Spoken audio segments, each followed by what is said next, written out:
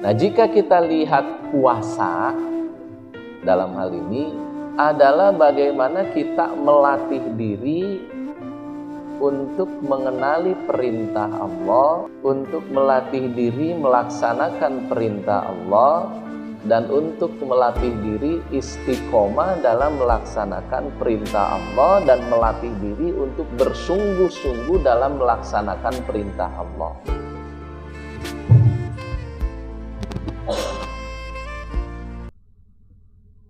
Bismillahirrahmanirrahim. Assalamualaikum warahmatullahi wabarakatuh.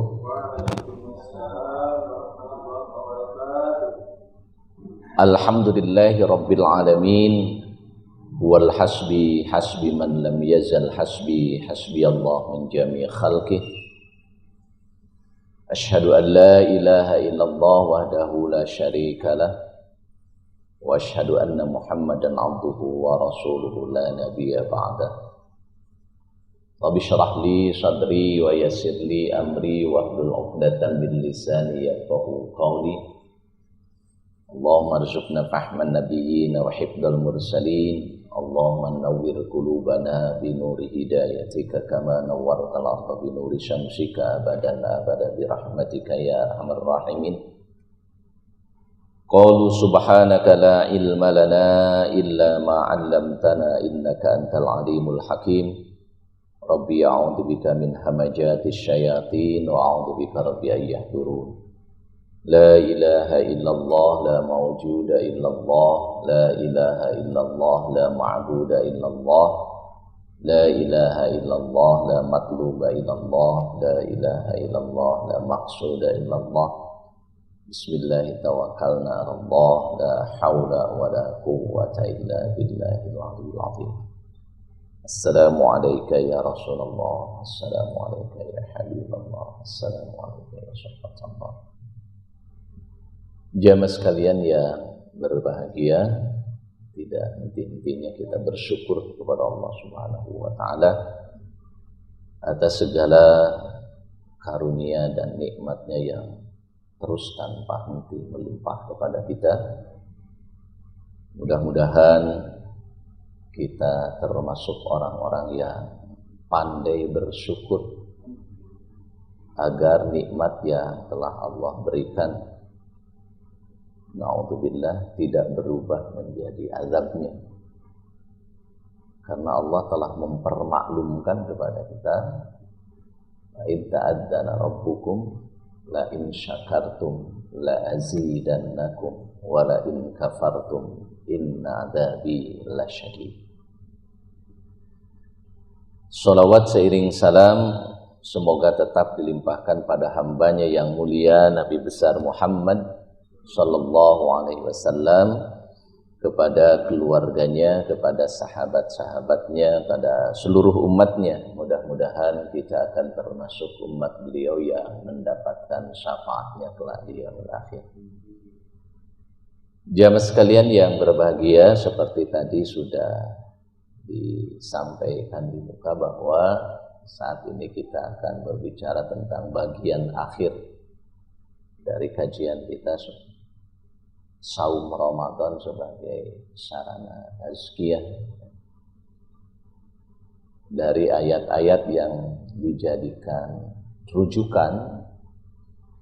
Ada 3 hal menarik yang sepertinya perlu mendapatkan perhatian yang lebih spesifik. Dalam ujung ayat-ayat tersebut ada la'allakum tattaqun, ada la'allakum tashkurun, dan ada la'allahum yarshudun.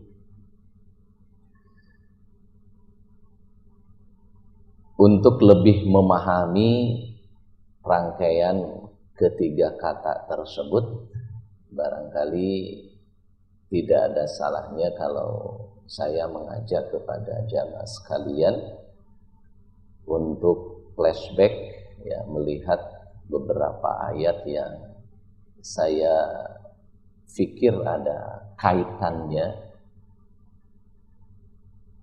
Ayat yang pertama terdapat di dalam surah yang sama, surah Al-Baqarah, tapi masih di awal-awal.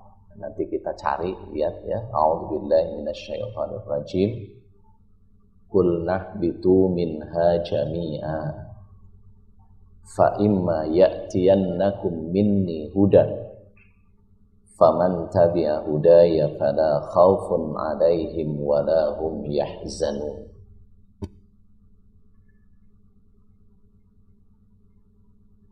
Walladzina kadzdzabu biayatina ulaika ashabun nari hum fiha khalidun. Ya, ayat ya sekitar 30-an lah. Kurang lebih ya, mungkin di sekitar itu nanti dilihat. Ayat ini bercerita tentang peristiwa yang menimpa Adam dan Hawa. Ketika di ayat sebelumnya disebutkan fa'azallahuma syaitanu anha fa'akhrajahuma mimma kana fi al-ayat. Ketika Adam dan Hawa sedang berada di al-jannah, menurut ayat itu, taman surga, kita biasa menerjemahkannya.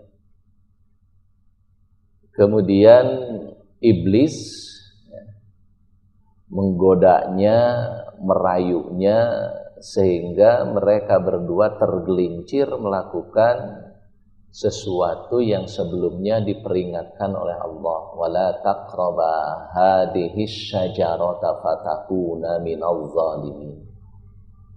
Janganlah kalian berdua mendekati pohon ini, karena jika kalian lakukan, kalian akan termasuk orang-orang yang zalim.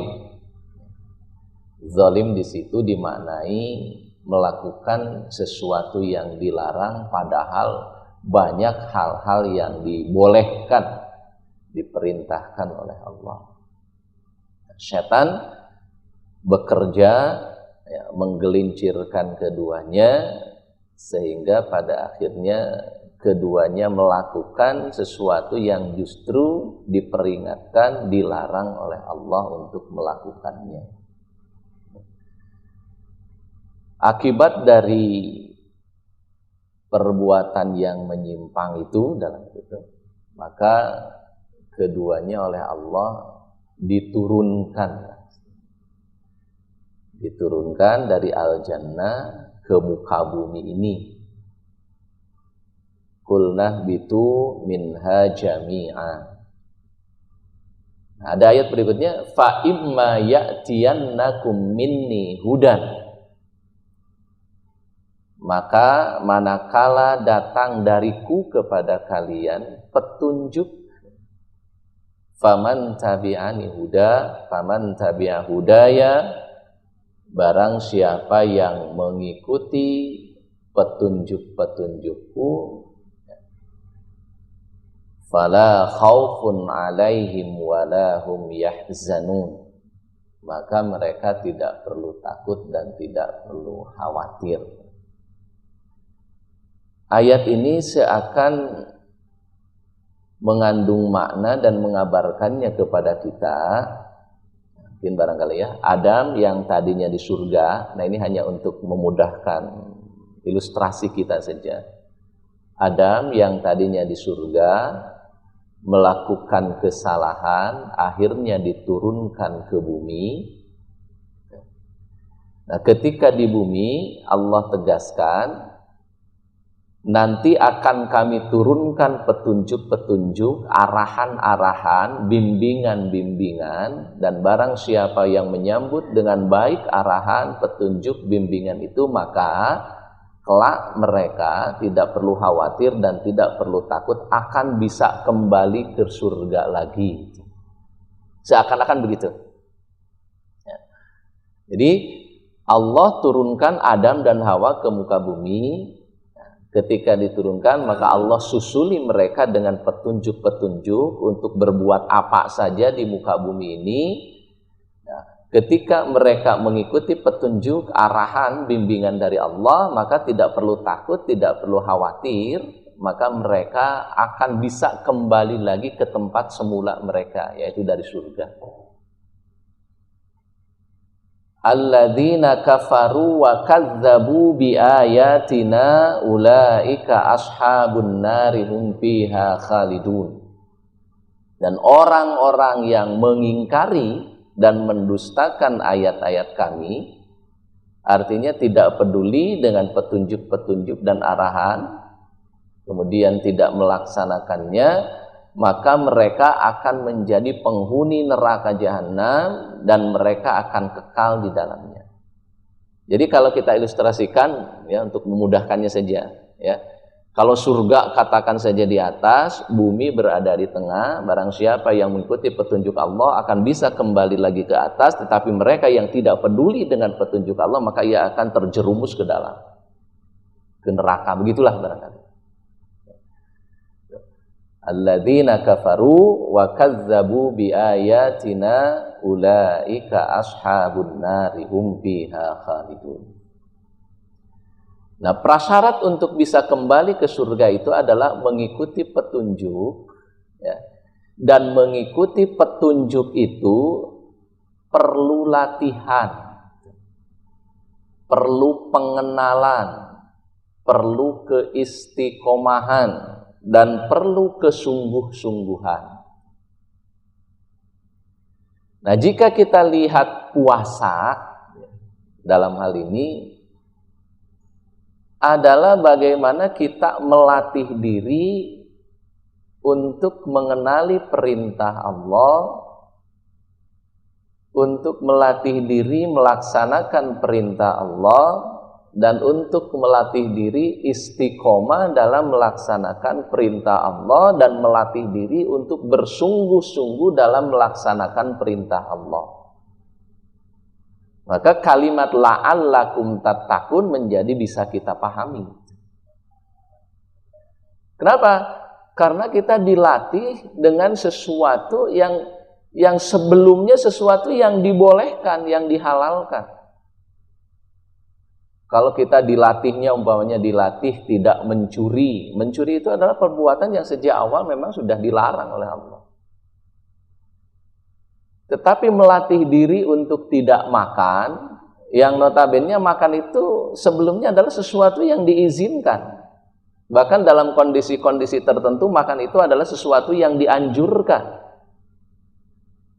Tetapi di bulan Ramadan sesuatu yang halal, sesuatu yang diizinkan, sesuatu yang kadang-kadang dianjurkan, untuk sementara dilarang. Makan makanan di rumah kita, bahkan mungkin kita sendiri yang masak, tetapi kita tidak berani memakannya karena Allah belum mengizinkannya. Ketika Allah sudah mengizinkannya, baru kita berani memakan. Izin Allah dalam bentuk ya kumandang azan maghrib atau sampainya waktu maghrib. Bahkan dalam hal itu Allah memerintahkannya meskipun umpamanya kita masih sanggup saja umpamanya seandainya kita berpuasa nambah 1 atau 2 jam lagi dari waktu yang sudah ditetapkan. Tetapi Allah anjurkan, Rasulullah contohkan, bahkan orang yang berbuka tepat waktu atau istilahnya takjil, menyegerakan sesuai dengan waktu yang ditetapkan, justru mendapatkan apresiasi yang lebih dibandingkan orang yang menunda-nundanya. Meskipun kita masih kuat umpamanya, bahkan jangankan tambah 2 jam, tambah 4 jam pun masih kuat untuk berpuasa. Tapi kita tidak melakukan itu. Kita menahan makan sesuai dengan aturan Allah, dan kita pun menyegerakan makan karena dianjurkan oleh Allah dan Rasulnya. Inilah latihan, ya, latihan mengikuti petunjuk-petunjuk Allah. Nah, sebagaimana dalam ayat yang tadi, fa imma ya'tiyannakum minni hudan. Ya, manakala datang dariku petunjuk-petunjuk, faman tabi'a hudaya, barang siapa yang mengikuti petunjuk-petunjukku, fala khaufun 'alaihim wala hum yahzanun. Nah, inilah puasa sedang melatih kita, mendidik kita untuk tetap melaksanakan perintah-perintah Allah. Jadi diawali dengan kesiapan, ya, karena perintah Allah itu bukan hanya menahan makan, bukan hanya menyegerakan makan. Ini hanya sekedar latihan permulaan untuk menyambut perintah-perintah Allah yang lainnya. Maka di ayat berikutnya dalam rangkaian perintah puasa itu ada syahrul Ramadan alladzi unzila fihil Qur'an hudal linnasi wa bayyinatin minal huda wal furqan, dan seterusnya dan seterusnya. Coba kita lihat umpamanya dalam konsep tazkiyatun nafs. Seandainya kembalinya kita ke surga atau kembalinya Adam dan Hawa ke surga menjadi sesuatu yang menjadi harapan, ya, karena diturunkan dari surga itu merupakan sebuah penyesalan yang dialami oleh Adam, sehingga Adam dan Hawa selalu berkata, Rabbana dhallamna anfusana wa illam taghfir lana wa tarhamna lanakunanna minal khasirin. Ini menunjukkan penyesalan yang luar biasa, karena ia sudah melakukan kekeliruan dengan mengikuti anjuran iblis yang membuat ia dalam tanda kutip terusir dari surga. Dan penyesalan itu membuat ia bersungguh-sungguh untuk bisa kembali ke tempat semula, yaitu surga. Maka Allah turunkan petunjuk A, petunjuk B, petunjuk C, sehingga jalan menuju surga itu menjadi sedemikian mudah, sedemikian variatif, dan bisa memilih jalan mana saja.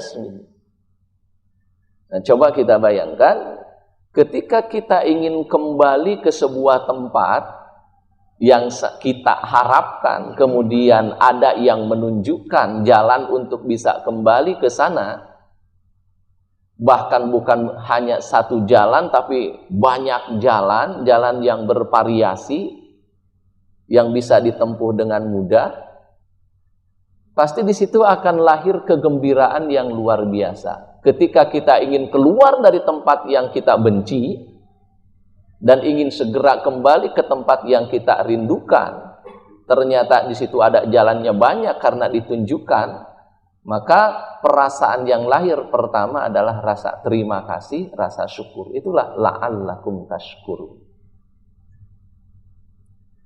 Kemudian berikutnya ada yang akan kita bicarakan, ya, pada kesempatan ini, la'allahum yarshudun, supaya mereka tercerahkan, terbimbing, ya, terpimpin menuju jalan yang diharapkan atau jalan yang telah ditetapkan, sehingga dengan menetapi jalan itu kita bisa sampai kepada kampung tujuan, yaitu keridhaan Allah Subhanahu wa taala, yang wujudnya salah satunya adalah dalam bentuk surganya Allah Subhanahu wa taala.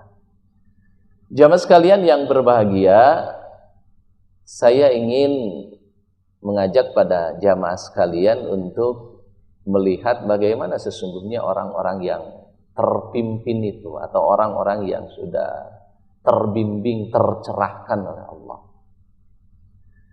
Kita lihat surah Al-Insan kalau tidak salah ayat ke-7 atau ayat ke-8, nanti mungkin bisa dicek, ya, yang bunyinya kurang lebih begini, a'udzubillahi minasyaitonirrajim, yufuna binadrin wa yakhafu yauman kana syarruhu mustatira.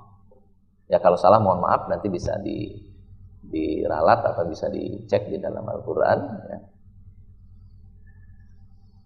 Mereka menunaikan nazarnya karena mereka takut akan satu hari di mana keburukannya merata di mana-mana. Alladzina yut'imuna at-ta'ama ala hubbihi miskinan wa yatiman wa asira. Yaitu orang-orang yang memberikan makanan yang disukainya, yang dibutuhkannya, yang dicintainya kepada orang miskin, kepada anak yatim, dan kepada orang yang tertawan. Konon ayat ini merupakan bentuk apresiasi dari Allah Subhanahu wa Ta'ala. Ada riwayat yang pernah saya dengar, kalau mungkin bapak-bapak jamaah sekalian mendengar atau pernah membaca riwayat yang lain, nanti bisa kita berdiskusi atau mungkin kita bisa saling berbagi informasi. Ini terkait dengan peristiwa yang menimpa keluarga Ali bin Abi Thalib, ya, dan istrinya. Konon katanya salah seorang di antara putra beliau ya, sakit, Hasan atau Husain, ya. Dan sakitnya agak serius gitu, sehingga membuat keduanya khawatir.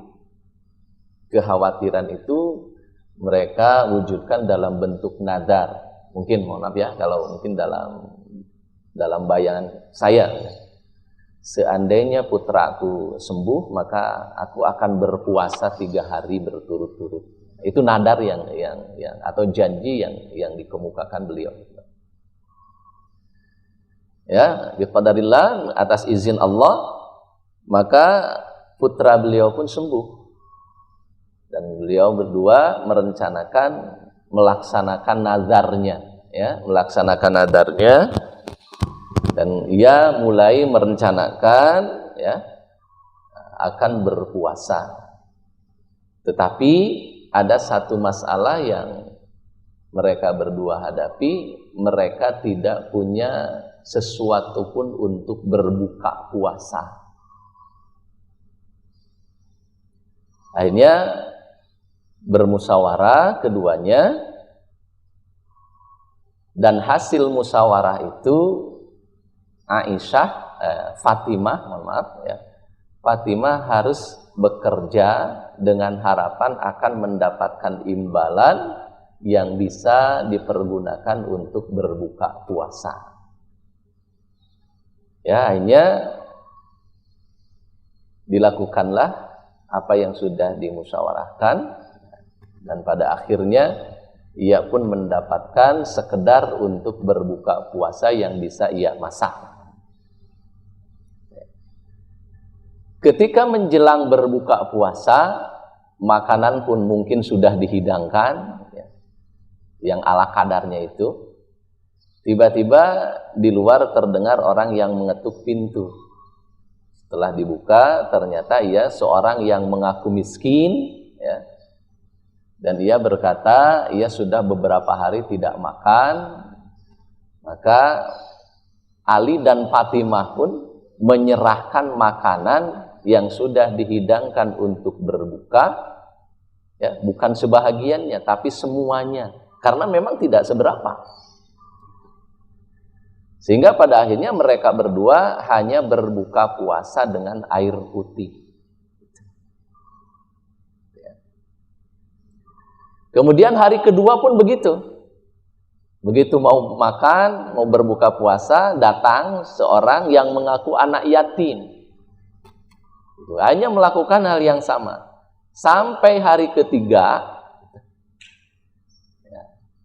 Ali dan Fatimah hanya berbuka puasa dan sahur dengan air putih saja. Itulah yang di ayat tadi, alladzina yut'imuna at'ama ala hubbihi miskinan wa yatiman wa asira. Yaitu orang yang memberikan makanan kepada, ya, makanan yang dicintainya, yang disukainya. Kita bayangkan, berpuasa itu kan perlu makanan. Ia sendiri butuhkan. Tetapi karena ia khawatir barangkali, ya. Mungkin ya beliau mengkhawatirkan seandainya nanti di akhirat, ya, oleh Allah. Ini hanya ilustrasi saja. Wahai Ali, wahai Fatimah, dulu pernah datang kepadamu seorang miskin yang meminta makanan kepadamu, padahal di rumahmu ada, tetapi kamu menahannya. Nah, ini kalimat yang ditakutkan oleh Ali dan Fatimah, sehingga ia lebih memilih memberikan makanan itu kepada orang yang meminta-minta daripada nanti dipertanyakan di hadapan Allah. Wahai Ali, dulu pernah datang kepadamu seorang miskin yang meminta makanan padahal ada di rumahmu tetapi kamu tidak memberikannya. Nah, ini kalimat ini barangkali yang paling ditakutkan. Nah, coba kita lihat teman-teman. Sesoleh-solehnya kita barangkali ya, kalau kita termasuk orang yang paling dermawan, ya paling tidak makanan yang ada itu dibagi dua lah gitu. Meskipun ya sedikit-sedikit kita untuk berbuka, ya kemudian diberikan sisanya. Atau bahkan mungkin kalau kita minimal ya minta maaf, mohon maaf di rumah saya pun tidak ada makanan, hanya ada pun untuk keluarga kami, mungkin gitu. Tetapi Ali tidak memilih itu. Justru memilih menyerahkannya semuanya. Nah inilah gambaran-gambaran orang yang tadi dikatakan la'allahum yarsudun, orang-orang yang sudah tercerahkan itu seperti itu. Karena keindahan surga itu sudah di pelupuk mata gitu. Dan kengerian neraka pun sedemikian sudah ada di pelupuk mata. Sehingga ia tidak mau mengorbankan, menyia-nyiakan sedikit pun peluang untuk bisa masuk surga dan peluang untuk terjaga dari pintu neraka. Nah, inilah konsep orang-orang yang tercerahkan, di mana Rasulullah selalu mengaitkan segala sesuatu dengan surga, neraka, surga, neraka, surga, neraka. Kalau kita kan sekarang sering mendengar kalau ceramahnya hanya surga dan neraka itu ya bikin bosen gitu. Harusnya yang lain lah ya. Kadang-kadang banyak orang yang tidak suka kalau ada ceramah yang sedikit-sedikit surga, sedikit-sedikit neraka, sedikit-sedikit surga, sedikit-sedikit neraka. Justru metode inilah yang dilakukan oleh Rasulullah. Segala sesuatu, coba kita lihat teman. Ketika akan makan, Allahumma barik lana fima rozaqtana wa qina adzabannar. Ya. Jadi segala sesuatu selalu dikaitkan dengan surga, dengan neraka, dengan surga, dengan neraka. Sehingga seakan-akan dengan cara seperti itu, kesan surga dan neraka itu sudah ada di pelupuk mata. Ketika akan melakukan sesuatu yang terlihat surga yang terbuka atau neraka yang terbuka. Nah inilah yang disebut dengan la'allahum yarsudun. Ya, terpimpin, tercerahkan. Kalau kita melakukan sesuatu karena takut aturan manusia, ya kalau kita termasuk orang-orang yang terpelajar, kan aturan manusia kadang-kadang bisa disiasati lah. Ya. Tetapi kalau ketika kita akan melakukan sesuatu, Allah bukakan di hati kita pintu surga, pintu neraka, yang siapapun tidak bisa mengelak dari situ. Nah inilah yang akan membuat seseorang ya takwanya betul-betul lahir gitu. Jadi la'allakum tattaqun itu betul-betul sudah mengejawantah dalam pribadinya, dalam kehidupan kesehariannya. Inilah yang diharapkan dengan puasa. Ya. Ketika yang halal saja harus menunggu perintah Allah, yang notabene tadinya kita tinggal melakukan sesuka hati kita, mau jam berapa saja, tetapi karena terkait dengan perintah Allah, meskipun makanannya sudah siap, tetapi kita nunggu waktunya dulu. Meskipun kita sanggup menahannya karena Allah sudah memerintahkannya, kita pun melakukannya. Ya, sehingga semuanya hanya yang jadi ukuran, yang menjadi barometer adalah perintah dan larangan Allah Subhanahu wa ta'ala. Atau kita lihat lagi umpamanya satu peristiwa yang ada, nanti dilihat, saya lupa suratnya surah apa ya, atau mungkin bisa dilihat oleh Bapak-bapak. Wa sayujannabuhu alladzi aqqa alladzi yu'ti malahu yatazakka wa ma li ahadin indahu min ni'matin tujza illa ibtigha wajhi rabbil a'la wa la sawfa yarda. Ya itu PR saja ya. Enggak usah dikasih tahu semuanya.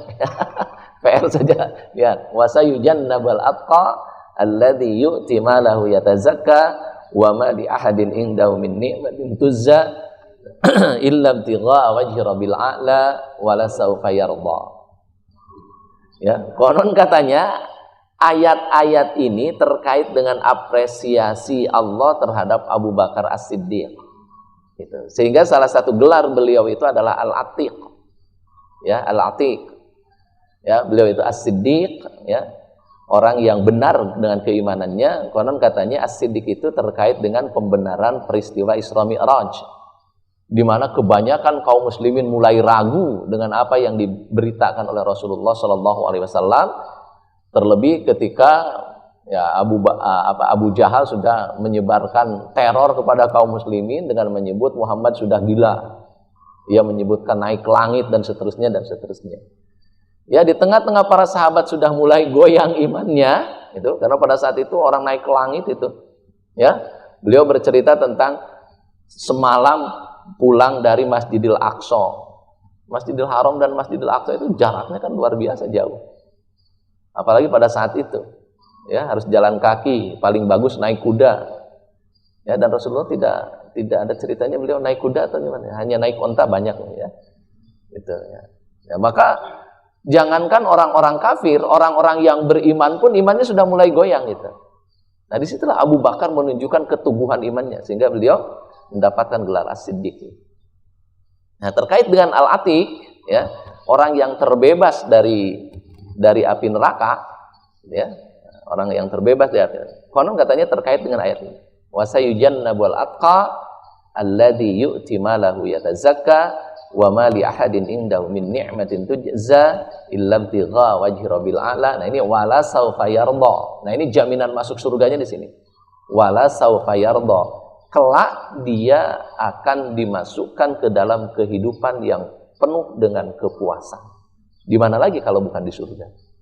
Nah, ini sudah kelak dia akan dimasukkan ke dalam kehidupan yang penuh dengan kepuasan. Meskipun tentu saja Al-Quran ditujukan kepada siapa saja yang memiliki sifat seperti itu, tetapi demikianlah di antara tabiat Al-Quran adalah ada yang disebut dengan asbabun nuzul. Ya, dan asbabun nuzul itu ada kalanya berupa penghargaan atau apresiasi Allah kepada orang-orang tertentu, atau bahkan ya semacam penetapan Allah untuk hukuman-hukuman tertentu. Ya, seperti umpamanya tabbat yada abi lahabi wa tab. Nah, itu merupakan kepastian Allah bahwa Abu Lahab itu akan masuk neraka. Gitu. Nah, ayat ini terkait dengan peristiwa ketika konon katanya Abu Bakar membebaskan Bilal bin Rabah, karena beliau satu saat dalam perjalanannya menyaksikan Bilal sedang disiksa oleh tuannya. Dalam keadaan seperti itu, ya, Abu Bakar meminta untuk dibebaskan dengan cara membelinya. Ya, konon dibelinya dengan sekitar ya 1,3 kilogram emas. Ya, kurang lebih seperti itu. Ya, 1,3 kilogram emas. Kalau dihitung sekarang kira-kira nominalnya berapa, Pak? Banyak lah gitu ya. Besar gitu ya. Daripada bingung-bingung gitu ya. Besar ini 1,3 kilogram, bukan 1,3 gram ya, 1,3 kilogram ya, gitu ya. Di situ disebutkan wasayujannabul atqa alladzi yu'ti malahu yatazakka, seseorang yang telah mengeluarkan hartanya untuk mensucikan jiwanya. Pada ayat berikutnya kalau dilihat, ia mengeluarkan itu bukan dalam rangka karena ada sesuatu yang harus ia terima kasihi. Artinya begini, bagi Abu Bakar, Bilal itu bukan siapa-siapa. Saudaranya juga bukan, gitu kan? Tetangganya juga bukan. Terus juga Abu Bakar itu tidak termasuk orang yang berhutang budi kepada Bilal sehingga ia harus melakukan sesuatu gitu. Pokoknya hal-hal semacam itu yang lazimnya membuat orang-orang lain, orang biasa harus melakukan sesuatu, apalagi dengan mengeluarkan emas 1,3 kilogram. Biasanya kalau tidak ada kepentingan apa-apa tidak mungkin dilakukan oleh orang-orang biasa gitu. Tetapi Abu Bakar justru melakukannya gitu. Ya. Dan hanya semata-mata untuk mendapatkan keridhaan Allah saja. Ya, kalau Bilal saudaranya, ya wajarlah kalau Abu Bakar kasihan kemudian membebaskannya.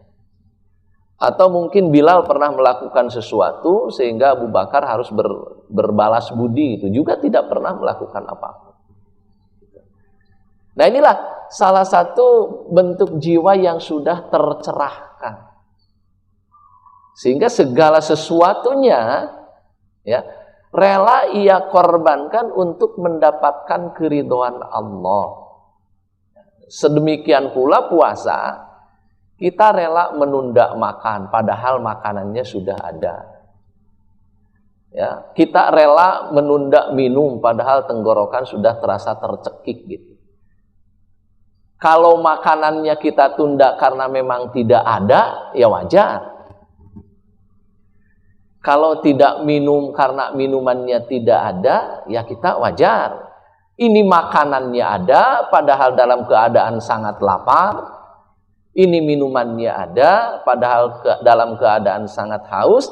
Tetapi kita tidak mau melakukannya karena sedang melaksanakan perintah Allah dan untuk mencari karunia Allah, mencari keridhaan Allah.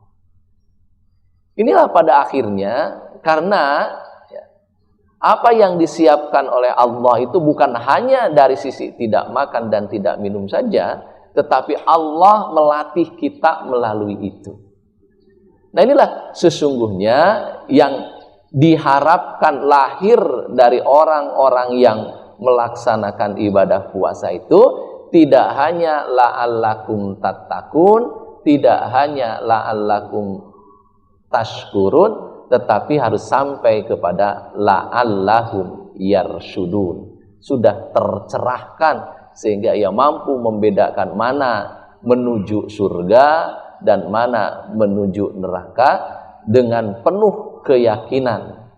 Inilah yang sesungguhnya menjadi tujuan akhir dari atau hikmah akhir dari pelaksanaan ibadah puasa Ramadan. Ini saja barangkali yang dapat saya sampaikan. Lebih kurangnya mohon maaf ya. Terima kasih. Assalamualaikum warahmatullahi wabarakatuh. Waalaikumsalam warahmatullahi wabarakatuh.